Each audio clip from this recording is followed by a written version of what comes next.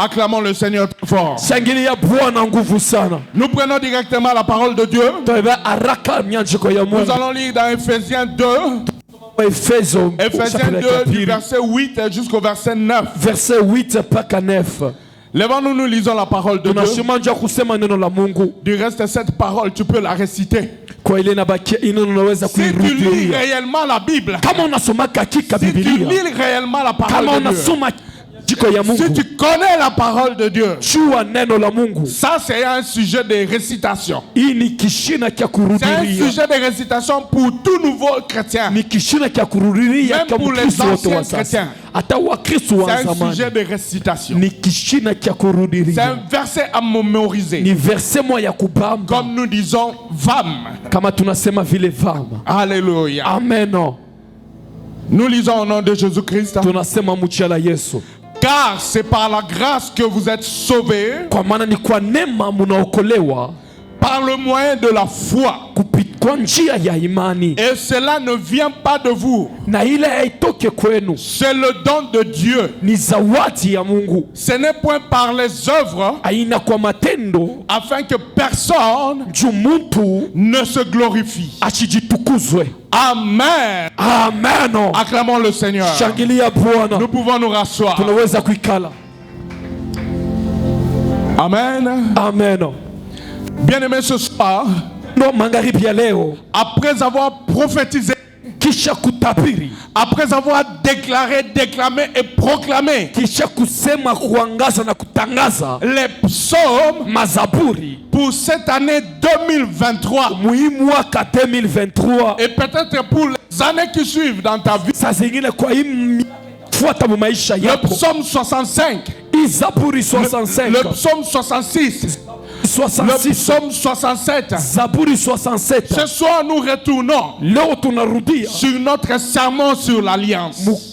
alama yetu juu ya agano, Sur notre sermon sur l'alliance. kwa misemo yetu juu ya agano. Nous sommes en train de donner les principes Makanuni et les caractéristiques na makarakteristiki de l'alliance de l'Éternel. ya agano ya Mungu. L'alliance que tu dois avoir Agano na nayo avec Dieu. pamoja na Mungu. L'alliance que tu dois avoir Agano siku ya avec nayo le Très-Haut. na wa milele yulu Avec le Tout-Puissant de Jacob. na wa milele wa ya Le Shiloh. naitiwa Shilo. Alléluia. Amen.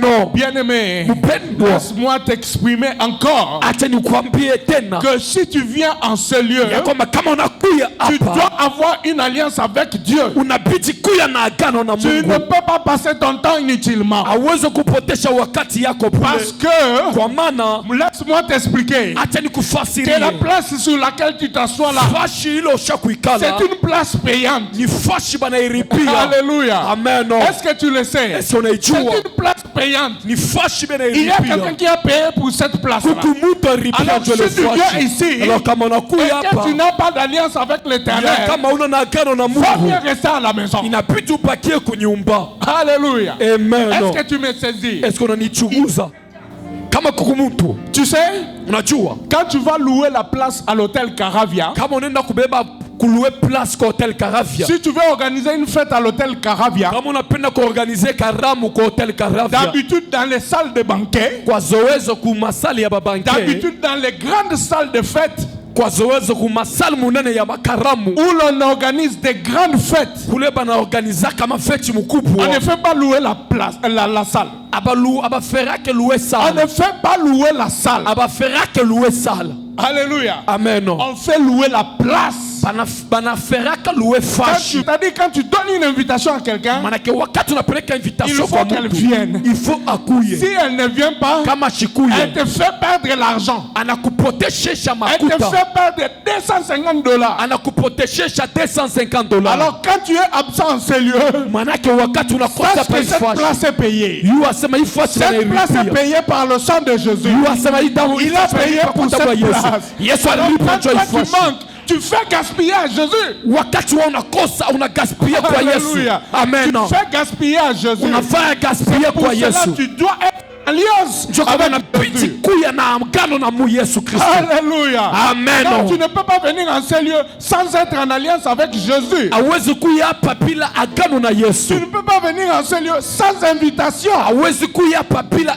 L'invitation de Jésus-Christ. Et si toi, tu n'as pas encore reçu Jésus-Christ comme Seigneur et Sauveur, c'est que tu n'es pas en alliance avec lui. C'est que tu n'as rien à faire avec lui. Alors ce soir, si tu n'as pas encore accepté Jésus-Christ comme Seigneur et Sauveur, je t'invite à l'accepter parce qu'il a payé pour le salut de ta vie. Amen. Amen. Jésus-Christ a payé pour que tu sois bien. Jésus-Christ a payé pour que tu aies la vie. Pas seulement la vie, et que tu aies la vie en abondance. Amen. Amen. Donc si dans ta vie tu ne vois pas encore la vie en abondance, tu as le droit de réclamer. Tu as le droit de réclamer. Tu as le droit de réclamer à Jésus. Tu as le droit de dire à Jésus, tu m'as dit que si je te donne mon cœur, si je te donne ma vie, tu vas me donner la vie. Pourquoi je vois la mort dans ma famille? Pourquoi chaque jour mes enfants sont malades? Maman, tu as le droit de réclamer. Tu as le droit de réclamer. Ne reste pas tranquille. Tu as le droit de pleurer. Tu as le droit de verser des larmes. Tu as le droit de t'étaler par terre. Tu as le droit de gêner. Tu as le droit de prier. Pour réclamer la vie. Pour réclamer la vie en abondance. J'étais parti prêcher le matin dans l'église du pasteur Mike. Avant d'aller, parce que le thème de l'enseignement, c'était la loi de la sémence et la loi de la sémence et de la moisson. La loi de la sémence et de la moisson. Avant de quitter de ma chambre, le Saint-Esprit m'a dit, le peuple de Dieu ne doit pas rester pauvre. Le peuple de Dieu ne doit pas rester pauvre. C'était là par rapport à l'enseignement que je leur donnais. Mais je crois que tu as aussi cet enseignement. Moi je te dis, tu as le droit de réclamer. Pourquoi tu dois manquer tous les jours? Pourquoi tu dois être malade tous les jours? Ésaïe 53. À partir du verset 3 à 5.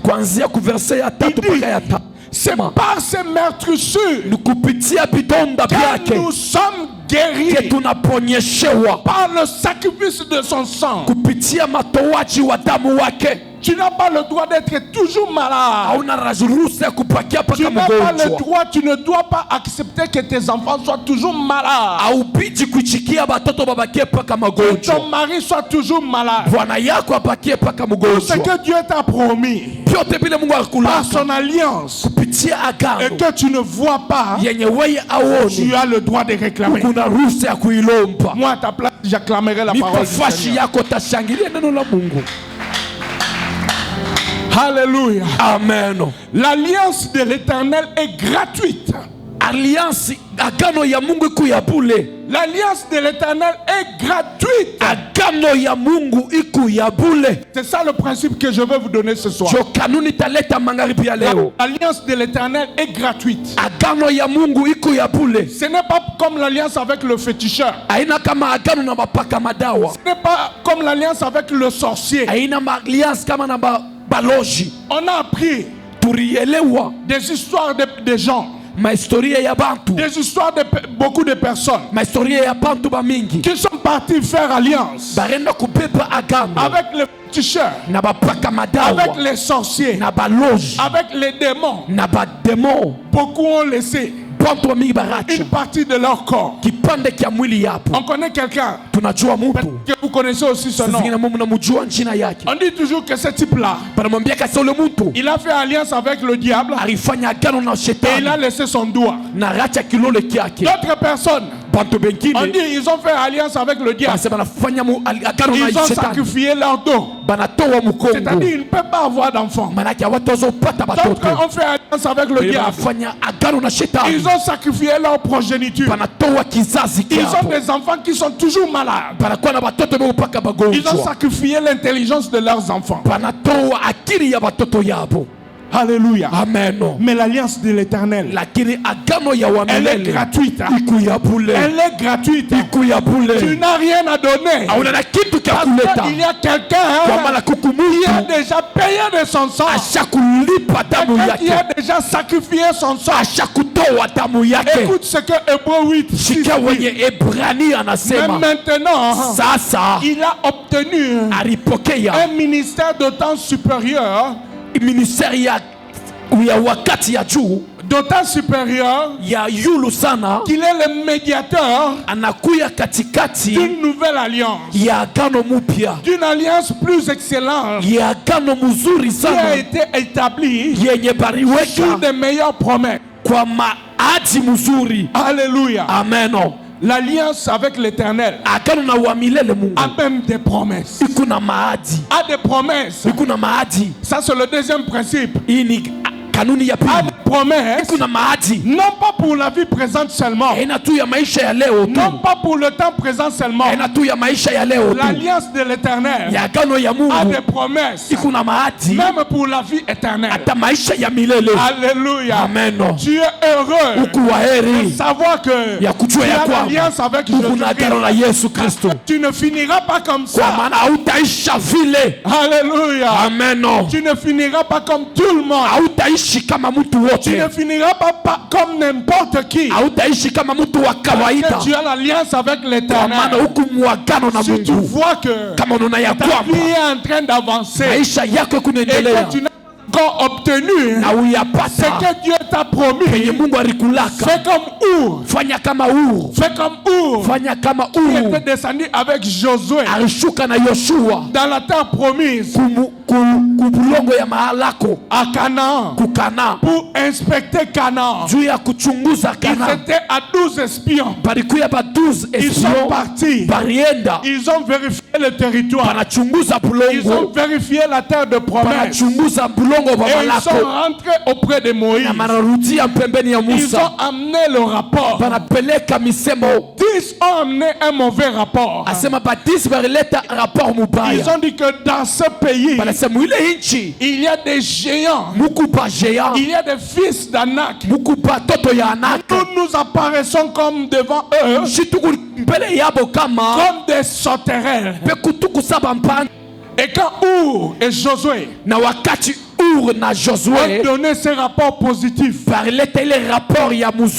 Dieu leur a fait des promesses au travers de Moïse. Et pour Our, sa promesse était une montagne. On lui a promis un territoire. 45 ans se sont passés. Quand le peuple a commencé à entrer à Canaan, à un moment donné, il se souvenu que l'Éternel m'avait promis. L'Éternel m'avait promis cette montagne. Alléluia. Il a dit, l'Éternel, tu m'as promis cette montagne.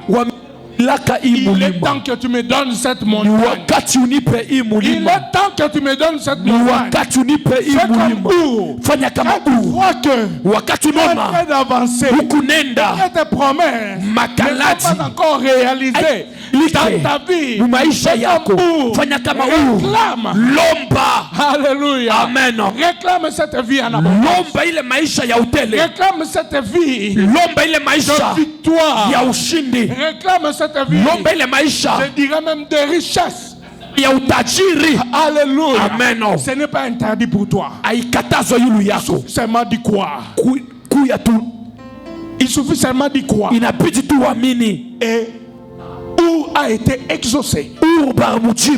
l'Éternel lui a donné cette montagne qui lui avait promis. Qui lui avait promise. 45 ans après. 45 ans inapita. Alors toi aussi tu as droit à toucher cette montagne. Aussi grand que soit terre. Je ne sais pas la montagne que l'Éternel t'a promis. Je ne sais pas la montagne à laquelle tu t'attends. Je ne sais pas si c'est un grand salaire. Je ne sais pas si ce sont des voyages. Je ne sais pas si ce sont des affaires. Mais toi-même tu le sais. Tu es en alliance avec l'Éternel. L'Éternel te parle jour et nuit. Il te rappelle chaque soir. Et souvent tu es distrait. Il te rappelle cette alliance. Alors ce matin, cet après-midi, je réclame cette alliance. Et je te dis, tu as droit de réclamer l'alliance. Tu as droit de réclamer l'accomplissement. Tu as droit de réclamer cette vie. Alléluia. Amen. Tu sais, quand Dieu se manifeste à quelqu'un, quand tu reçois Jésus-Christ comme Seigneur et Sauveur, Dieu déclenche un processus. Il commence à te parler. Il commence à se révéler à toi. Tu restes même avant que tu ne reçois Jésus-Christ comme Seigneur et Sauveur. La Bible dit qu'il nous a aimés les premiers. Il t'envoie déjà des signaux. Il t'envoie déjà de la parole. Il t'envoie déjà ses serviteurs. Comme ce soir, tu n'as pas encore reçu Jésus-Christ comme Seigneur et Sauveur. Je t'envoie ces signaux. Accepte Jésus-Christ comme Seigneur et Sauveur. Abandonne cette vie de péché. Abandonne cette vie de malheur. Abandonne cette vie de misère. Viens à Jésus-Christ. L'autre jour, j'avais témoigné. Moi, avant d'être chrétien, je ne touchais pas l'argent. Je sentais comme des limites autour de moi. Je ne pouvais pas accéder à certaines choses. Mais quand j'ai accepté Jésus-Christ, j'ai commencé même à recevoir des cadeaux. Les gens ont commencé même à me faire des cadeaux. Alléluia. Amen. Ce qui était difficile est devenu facile.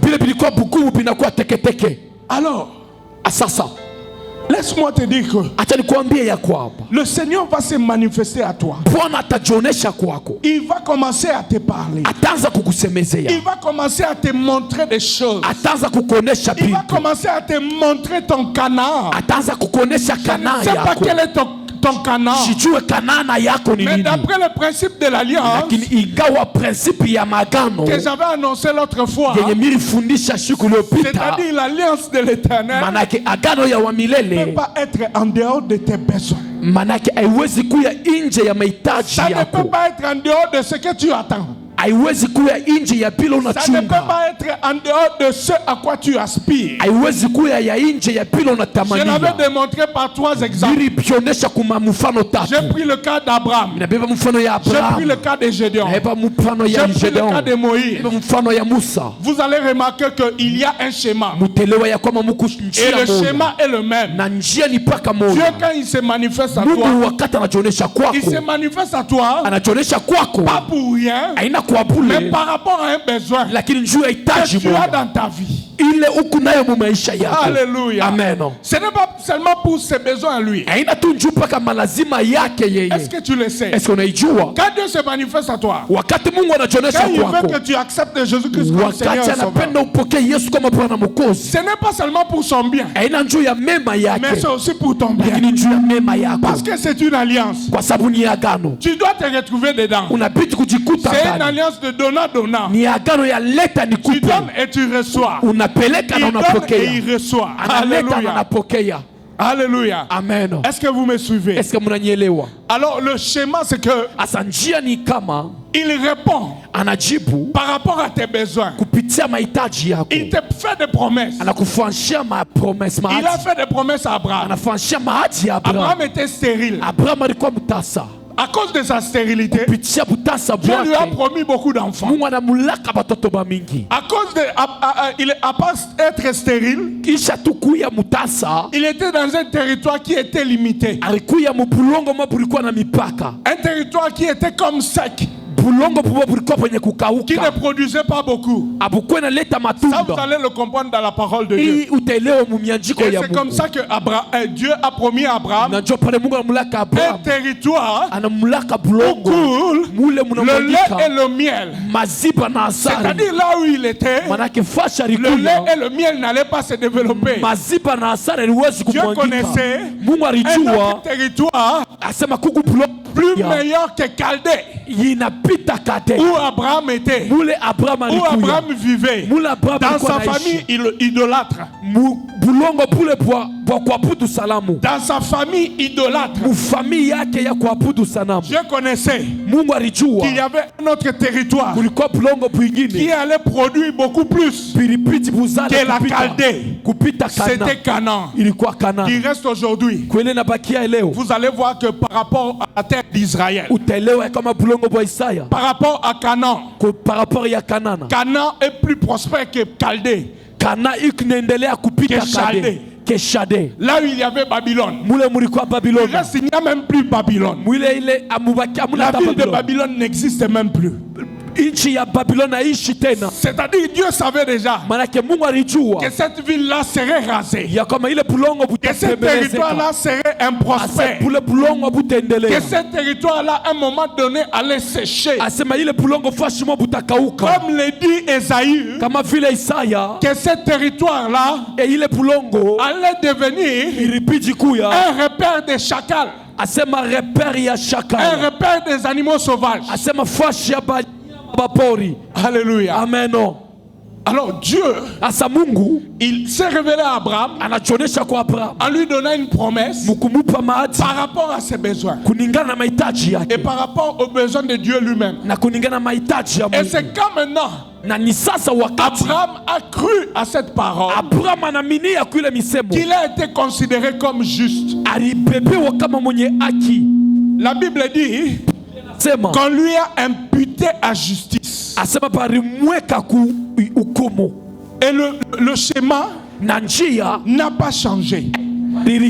Quand Jésus-Christ se présente à toi, quand tu acceptes Jésus-Christ comme Seigneur et Sauveur, Dieu doit se révéler à toi. Il doit te faire des promesses. Il doit te faire des promesses. Non pas des promesses en l'air, mais des promesses par rapport à la situation que tu vis. Il doit changer ta vie. Amener ta vie dans un territoire où coule le lait et le miel. Alléluia. Même si là où tu es, tu vois déjà du lait, tu vois déjà du miel, peut-être tu vis bien dans le péché, peut-être que tu vis bien dans la sorcellerie, peut-être tu vis bien dans le fétichisme, mais laisse-moi te dire qu'il y a un territoire meilleur, un territoire, on ne peut pas dire plus meilleur en français, mais meilleur que là où tu vis. Une situation de vie meilleure que ce que tu vis maintenant. En dehors de Jésus-Christ, l'alliance de l'Éternel est gratuite. Accepte Jésus-Christ comme Seigneur et Sauveur, et il va t'amener à bon port. Et tu vas vivre des merveilles, tu vas vivre des miracles. Au nom de Jésus. Dieu est merveilleux. Dieu est merveilleux. Non, il est fidèle à ses promesses. Comme le dit la parole. Nous devons seulement croire à cette parole. Elle est simple. Vraiment simple. On ne va pas te demander. Comme on avait vu dans la série La vie est belle. Le boss, il est parti chercher la protection au travail. Il est parti chercher la prospérité chez le féticheur. Regarde comment le féticheur se juge de lui. Il sait que ce qu'il va faire ne va pas produire. Il lui fait quand même des exercices mentaux. Il lui dit, tu prends ça. Tu commences à sauter. 1, 2, 3. Tu commences à sauter. 1, 2, 3. Et les choses vont se produire. Peut-être qu'on t'a aussi fait ça. C'est comme j'ai vu dans un autre théâtre. Des Ivoiriens. C'est-à-dire le gars là, il était charlatan. Lui, pour que tu aies la guérison chez lui, il doit sérieusement te fouetter. Il a pris des herbes. Il a rassemblé des herbes sauvages. Un gars qui était malade, il est aussi venu vers lui. Alors lui, il a pris sa chicotte. Il a pris ces herbes-là. Il a sérieusement chicoté le gars. Il a sérieusement chicoté le gars qui est venu le consulter. Et curieusement, le gars a été guéri. Et curieusement, le gars a été guéri. Et maintenant, quand il a été guéri, il est parti à plein d'autres personnes. Voilà, le féticheur m'a guéri. Et le coup n'a pas marché sur tous les gens. Alléluia. Amen. Il y a d'autres qui venaient recevoir la chicotte gratuitement. Ça ne produisait pas la guérison. C'est comme aujourd'hui. Il y a beaucoup de filles qui partent chez le féticheur pour avoir les fétiches de la séduction. Moi j'avais une de mes tantes qui avait des poudres magiques. C'est-à-dire quand elle veut sortir, elle s'est mise. Elle prend la poudre magique, elle applique. Tout ça pour attirer les maris d'autrui. Malheureusement, ce fétiche-là ne lui a pas donné le mariage. Ça lui a donné le mari d'autrui. C'est pour montrer que c'est inutile. Alléluia. Amen. Peut-être que tu as un stylo magique que tu utilises pour avoir des points. Tu peux bien réussir. Mais la répercussion de ce stylo magique là, tu ne la connais pas. Alléluia. Amen. Tu ne la connais pas. Viens à Jésus-Christ. Fais alliance avec Jésus. Et tu auras tout gratuitement. Acclame le Seigneur. Tu n'auras pas besoin de laisser ton dos. De laisser la progéniture. Tu n'auras pas besoin de sacrifier. Parce que Jésus-Christ est le sacrifice suprême. Il est le sacrifice suprême. Même si chez le féticheur, on demande que le sang coule. Mais Jésus-Christ a déjà fait couler son sang. Si on t'a demandé ta virginité, si tu as fait couler le sang de ta virginité, Jésus-Christ te donne ça gratuitement. Et on voit aujourd'hui beaucoup d'escrocs qui couchent même avec les filles. Gratuitement. On a même des vidéos sur ça. Imaginez qu'on a même des vidéos sur ça. Dans WhatsApp dernièrement, ça a circulé. Ici dans la ville de Lubumbashi. Des filles qui sont parties chercher des fétiches pour être soi-disant des influenceuses, pour être toujours au top. On a même montré des vidéos. On a même filmé le féticheur qui couche avec ces filles-là. Et gratuitement. Alléluia. Amen. Et quand vous les croisez, vous ne sentez même pas l'impact de ce fétiche. Vous ne sentez même pas l'impact de cette gloire. Mais Jésus-Christ donne la gloire. Jésus-Christ donne. Ça ne va pas s'accompagner d'un chagrin. Tu n'auras pas à regretter si tu donnes ta vie en Jésus-Christ. Alléluia. Amen. Laisse-moi te montrer pourquoi le salut de Jésus-Christ est gratuit. Parce que beaucoup de gens n'acceptent pas que le salut soit gratuit. Surtout ceux qui sont scientifiques. Ceux qui ont beaucoup étudié. Ceux qui ont beaucoup d'argent. Ils réfléchissent. Ils se disent, comment Comment est-ce que le salut en Jésus-Christ puisse être gratuit? Peut-être que tu te poses aussi la question. Comment est-ce que, en acceptant seulement Jésus-Christ comme Seigneur et Sauveur, je puisse avoir la vie éternelle, je puisse être sauvé, le péché n'est plus d'emprise sur moi, les sorciers n'est plus d'emprise sur moi, les féticheurs n'est plus d'emprise sur moi. Beaucoup de gens se posent la question. Comment et pourquoi le salut est gratuit? Comment et pourquoi la rédemption est gratuite? Comment et pourquoi la vie éternelle est gratuite? D'habitude, de notre nature humaine, nous n'acceptons pas les choses gratuites. Peut-être qu'ici au Congo, on est un peu différent. Mais si tu vas en Afrique du Sud, quelqu'un qui ne t'a pas rendu service, si tu lui donnes de l'argent, il va refuser. Il va refuser. Il va dire pourquoi tu me donnes de l'argent? Pourquoi tu me donnes de l'argent? Il va te trouver comme un sorcier. Il va voir que tu veux l'envoûter. Alléluia. Amen.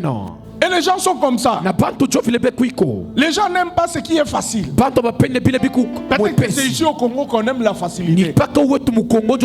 Mais dans la nature de l'homme, il n'aime pas la gratuité. Il n'aime pas ce qui est facile. On aime toujours se battre. Et quand je me bats pour quelque chose, donc c'est que la chose est vraie. Donc c'est que la chose est réelle. Donc c'est que la chose a du prix. C'est que la chose a de la valeur.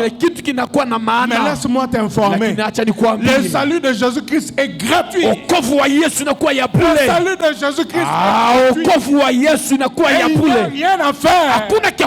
Parce que lui-même, il a déjà payé pour toi. Tu as droit d'acclamer.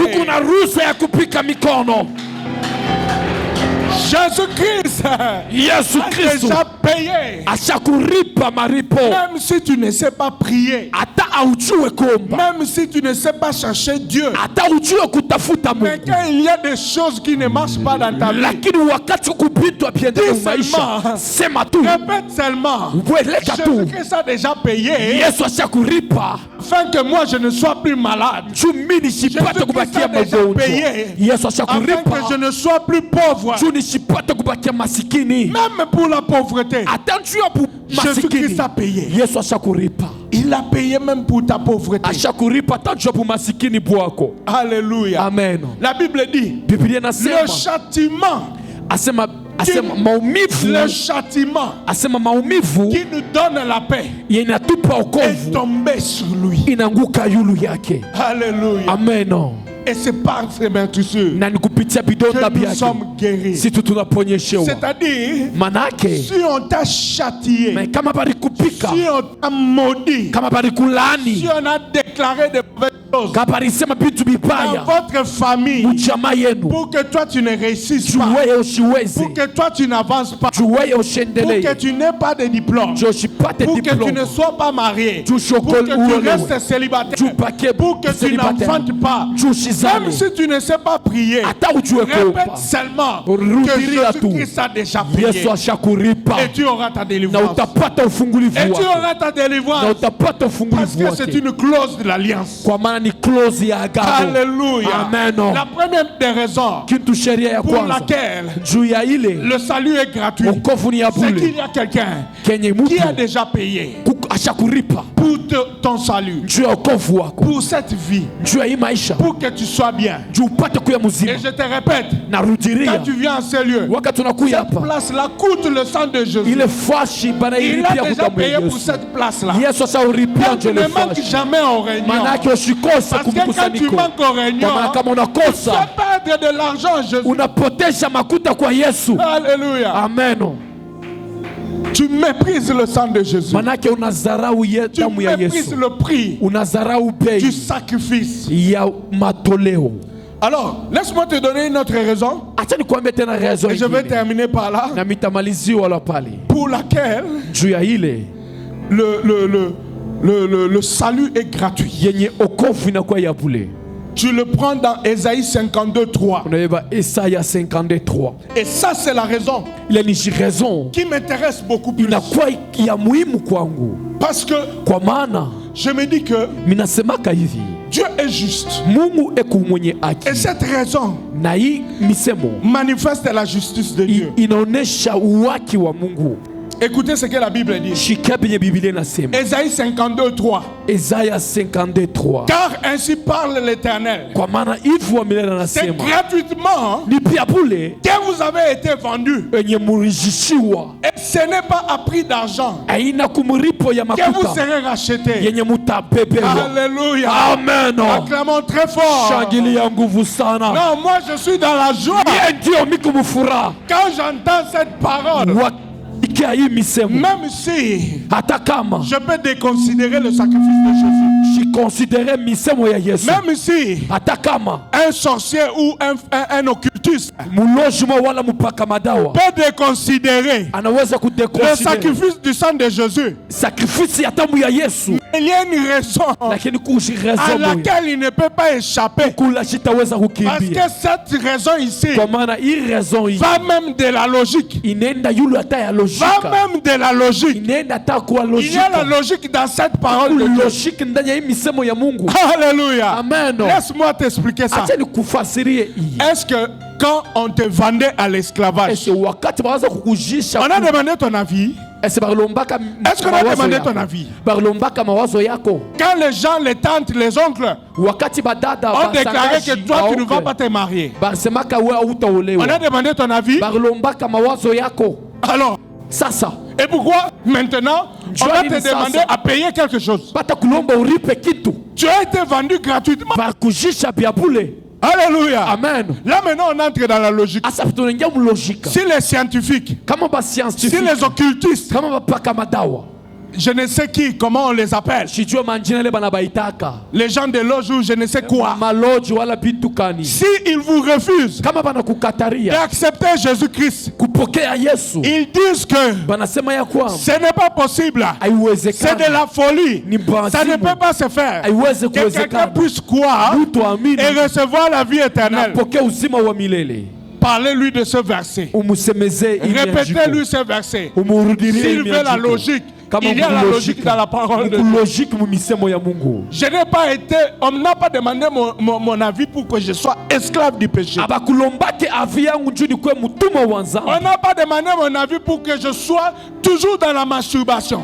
Abakulombake mawazo yangu njuu nipate On n'a kuwaka pas kwa demandé masturbation. mon avis pour que quand je vois une femme, une fille passer, je puisse être toujours attiré vers elle. Abakulombake mawazo yangu wakati unaona binti anapita niko paka wenye kukokotewa kwa Pour que j'aille dépenser mon argent. njuu niende nitowe makuta On n'a pas yangu. demandé mon avis. Abakulombake Je mawazo suis yangu esclave de femmes. miku mtumwa wa Et banamuke. pourquoi Sasa njua nini? on va me demander l'avis Batalomba pour mawazo que je yangu sois sauvé? njuu niokolewe, N'est-ce pas que c'est logique? lakini niko logiki. On n'a pas demandé mon avis. Abakulombake mawazo Quand yangu notre grand-père a déclaré wakati nkambo yangu que je alisema sois esclave de la boisson, nikuwe mtumwa wa bulevi, pourquoi quand je veux être libre, jua nini wakati tapenda on va me kuokolewa demander quelque chose? batalomba kitu kimoya, Pourquoi on va me demander jua quelque nini chose? batalomba kitu kimoya, On n'a pas demandé mon avis. abakulombake mawazo Pour que yangu quand je dors, juu wakati je minalala n'arrive à dormir, sifike paka je mkulala, vois toujours des femmes de nuit, nona paka je vois banamuke toujours des babushiku, maris de nuit, nona paka banaume je vois babushiku, toujours des femmes nues nona paka banamuke des basipe nus manguo, banaume qui bashipe veulent faire manguo l'amour avec moi. kwa kupatana na mie. Pourquoi on va me demander mon avis Jua nini batalomba mawazo quand je yangu veux être libre? wakati napenda kuya huru, N'est-ce pas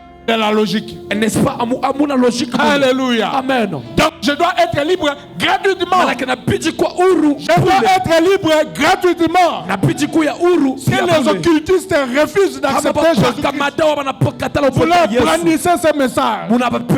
Les évangélistes et les gagnants d'âme, L'évangéliste brandissez ce message. Vous leur dites que c'est gratuitement que vous êtes partis en esclave. Et ce n'est pas à prix d'argent que vous serez sauvés. Alléluia. Amen. La justice de Dieu doit se manifester. Alléluia. Amen. Quand on a mis dans mon corps la bouche de mensonge, c'est-à-dire moi tous les jours je dois mentir. Même quand je viens voir le pasteur, je mens. Alléluia. Amen. Même pour avoir des faveurs du pasteur, je mens. Hey, bien aimé, entre parenthèses, vous voyez le bureau du pasteur là? C'est comme le Saint des Saints. Hein? Je vous rappelle, c'est comme le Saint des Saints. Donc quand le sacrificateur entrait dans le Saint des Saints, il entrait avec une corde au pied, de façon à ce que quand il fait mal le service là-bas et qu'il meurt, personne d'autre ne peut entrer pour le tirer. On prend seulement la corde au pied là. On tire et on le sort. Mais toi tu te permets de venir dans le bureau du pasteur. Tu mens même sur ton âge. Tu mens même sur ta situation matrimoniale. Tu mens même sur ton mari. Tu mens même sur ta femme. Alléluia. Faisons attention. Faisons attention. Nous devons avoir la crainte de Dieu. Non, ce qui me trouble, c'est que tu vas voir des gens qui terminent le service, qui étaient même du haut de la chair, du haut de la chair, et qui se retrouvent là. Ils commencent à s'insulter. Alléluia. Amen. Nous devons craindre l'Éternel. C'est un lieu saint. Peut-être que toi tu as besoin que tu puisses voir du tapis rouge. Mais moi je te rappelle que c'est un lieu saint. Nous devons craindre Dieu. La Bible dit maudit soit celui qui dira à son prochain Raka. Donc si tu dis à ton prochain imbécile, tu es maudit. Si tu insultes ton prochain, tu es maudit. Tu es maudit. Nous devons éviter ça. Tu ne peux pas être chrétien et manifester en même temps le comportement du monde. Soit c'est le monde, soit c'est Dieu. C'est l'un ou l'autre. Voilà pourquoi je t'invite ce soir de ne pas venir ici inutilement, passer ton temps. Tu dois avoir une alliance avec l'Éternel. Que Dieu bénisse sa parole. Lèvons-nous. Nous allons prier.